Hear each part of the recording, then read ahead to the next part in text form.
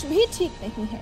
जैसे जैसे लोकसभा चुनाव के साथ साथ महाराष्ट्र का विधानसभा चुनाव भी नजदीक आ रहा है, लग रहा है जैसे 2019 से काफी शांत चल रही महाविकास अघाड़ी, साथ चल रही महाविकास अघाड़ी गठबंधन में फूट पड़ने वाली है। एनसीपी के इरादे लगता है जैसे उद्धव गुट से दूर होने वाले।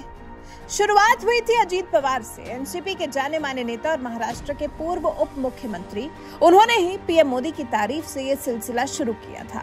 उद्धव गुट और कांग्रेस के साथ महाविकास अघाड़ी गठबंधन का हिस्सा होकर भला अजीत पवार पीएम मोदी की तारीफ कैसे कर सकते हैं? यहीं से बात बिगड़ने की शुरुआत हुई थी और अब तो एनसीपी के अध्यक्ष शरद पवार ने ही संजय राउत की बातों को हवाई करार दे दिया है।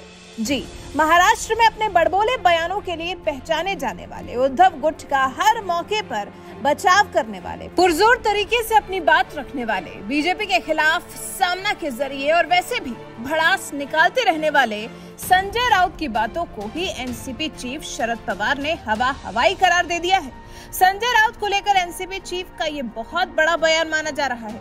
एनसीपी प्रमुख और महाराष्ट्र की राजनीति के चाणक्य कहे जाने वाले शरद पवार ने बीते कुछ दिनों से महाराष्ट्र की सियासी उठापटक के बीच में संजय राउत की तरफ से लगातार की जा रही बयानबाजी पर चुप्पी तोड़ दी है।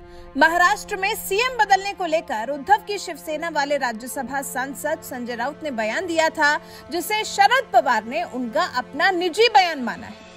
सीएम बदलने के बारे में संजय राउत ने जो कुछ भी कहा है, इसको लेकर शरद पवार ने कहा है वो उनको अपने सूत्रों से पता होगा, मुझे इस बारे में कोई जानकारी नहीं है। अजीत पवार ने खुद कहा है कि उन्हें भविष्य का सीएम बताने वाला पोस्टर लगाना पागलपन है। दरअसल पिछले दिनों ही अजीत पवार ने खुद को सीएम के तौर पर पेश करने की बात कही थी। फिर इसी बीच में संजय राउत ने भी शिंदे सरकार को कुछ दिन का मेहमान बता दिया, दावा कर दिया कि जल्द ही शिंदे सरकार गिरने वाली है। सामने में लिखा गया, बीजेपी आलाकमान की ओर से मुख्यमंत्री एकनाथ शिंदे से इस्तीफा तैयार करने को कहा गया है। इस वजह से सीएम शिंदे बीजेपी से नाराज चल रहे हैं। नाराजगी के चलते ही शिंदे अपने गांव चले गए हैं। शिंदे वहां 3 दिन छुट्टियां मनाएंगे। सामना में आगे ये भी लिखा गया है, अजीत पवार कुछ विधायकों के साथ भाजपा को समर्थन देंगे, ऐसी चर्चा शुरू थी।